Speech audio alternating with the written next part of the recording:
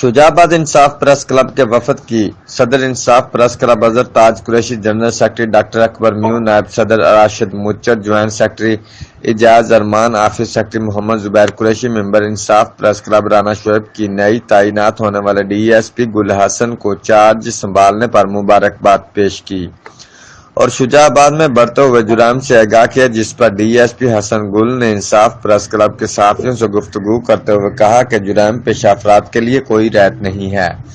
انہوں نے مزید کہا کہ صحافی اور پولیس کا چولی دامن کا ساتھ صحافی حضرات پروف کے ساتھ خبریں لگائیں اور جرائم پیش افراد کی نشاندہی کریں تاکہ معاشرے کا ان نسوروں کا خاتمہ کیا جا سکے۔ انہوں نے مزید کہا کہ عوام الناس کے لیے میرے دفتر کے دروازے 24 گھنٹے کھلے ہیں اور ٹاؤٹ مافیا کے لیے تھانے اور میرے دفتر کے دروازے بند ہیں۔ عوام سے بھی گزارش ہے کہ وہ جرائم پیش افراد کی نشاندہی کریں۔ نشاندہی کرنے والوں کا نام سیگا راز میں رکھا جائے گا۔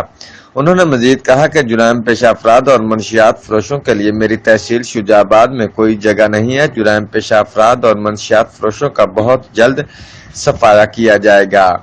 عوام کو چاہیے کہ ہمارا ساتھ دیں۔ رپورٹ ارشد بٹی، bureau chief, Geo express news, Lodhra.